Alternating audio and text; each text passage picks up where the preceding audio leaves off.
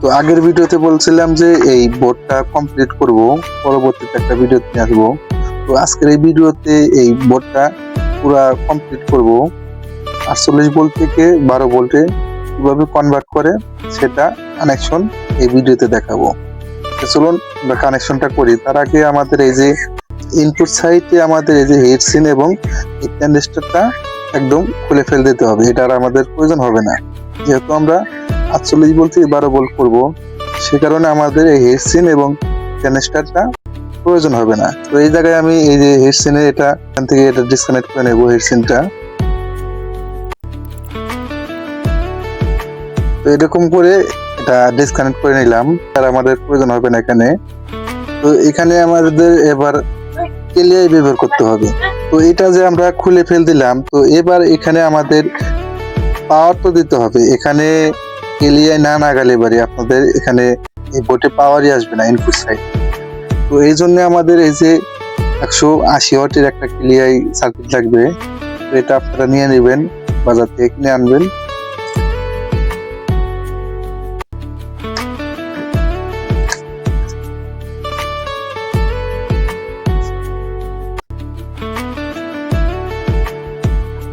তো আমাদের এই সার্কিটটা লাগবে কেলিআই।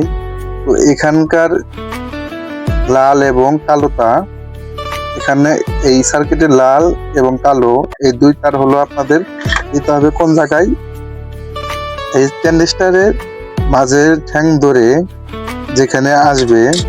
দেখেন এখানে আমার ট্রানজিস্টরের মাঝের ঠ্যাং ধরে কোন জায়গায় আছে, এই যে এখানে আপনাদের চপারের 1 2 3 4 নাম্বার পিনে আছে চলে। আমার 4 নাম্বার পিনে আমি এটা লাগিয়ে দেব।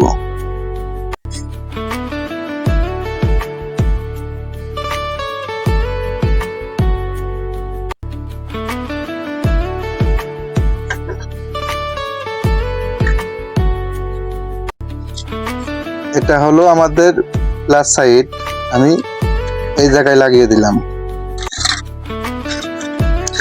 এটা আমাদের প্লাস সাইড, আমরা এই জায়গায় লাগিয়ে দিলাম।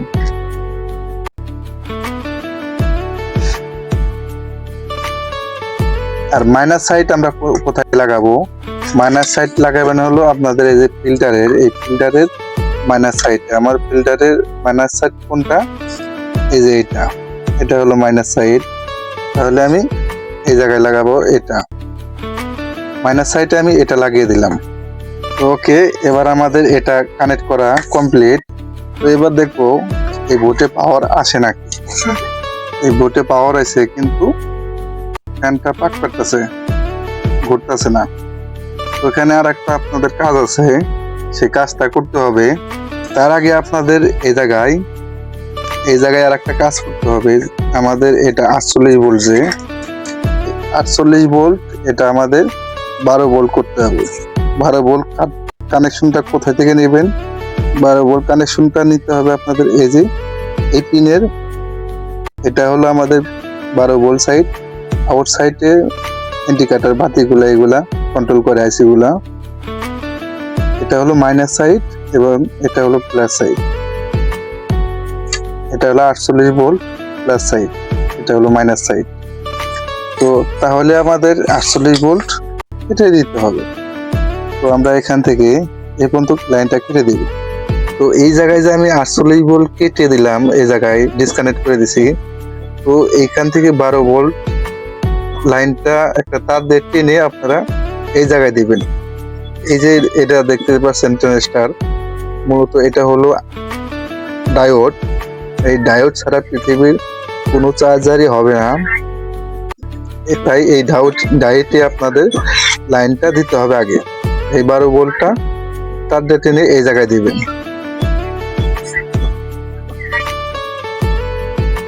তো এখান থেকে 12 ভোল্টটা টেনে আমি এই জায়গায় দিলাম। তো এবার আমার কাজ শেষ।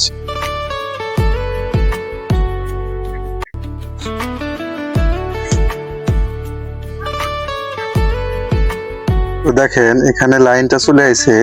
তো এবার আমি এটা দেখবো কত ভোল্ট এখানে আউটপুট পাইছে। এখানে এবার আমি চেক করে দেখবো কত ভোল্ট আইছে। এখানে যদি 12 ভোল্ট আসতো আমার এই ফ্যানটা ঘুরতো। তো আমার এখানে লোড দেওয়া হয় না, যার কারণে এটা পাখাটা ঘুরতেছে না। প্লাসে প্লাস ধরবো, মাইনাসে মাইনাস ধরবো। এখানে দেখেন 10 ভোল্ট আমার মিটারে আছে, 10 ভোল্ট 9 ভোল্ট। তো পাওয়ারটা কম আসার কারণে আমার ফ্যানটা রানিং হইতেছে না। তো এটা আমার ভোল্টটা আপ করতে হবে। তো এই দুইটা ক্লিপ আমি ব্যাটারিতে সংযোগ করে নেব, কানেক্ট করে নেব। তো দেখতে পাচ্ছেন এখানে আমার একটা খালি নীল বাতি জ্বলছে। তো এটা এবার আমার ভেরিয়েবলটা অ্যাডজাস্ট করতে হবে এবং এখানে ফ্যানটা ঘুরবে। তারপরে তো এখানে এটা ধরে আমি এখানে এই ভেরিয়েবলটা ঘুরিয়ে দেব, ভোল্টেজটা অ্যাডজাস্ট করব, দেখবেন ফ্যানটা ঘুরে না। তো দেখেন আমার লাল বাতিতে চলে গেছে, তো আমার ফ্যানটাও চলছে। এইভাবে আপনারা 48 ভোল্ট থেকে 12 ভোল্ট করতে পারবেন। ভিডিওটি ভালো লাগলে চ্যানেলটি সাবস্ক্রাইব করে রাখবেন। আপনার ট্রানজিস্টরের জায়গায় হেডসিন ব্যবহার করবেন, না হলে কেটে যাবে হেডসিন। দেখা হবে পরবর্তী যে কোনো ভিডিওতে। আল্লাহ হাফেজ।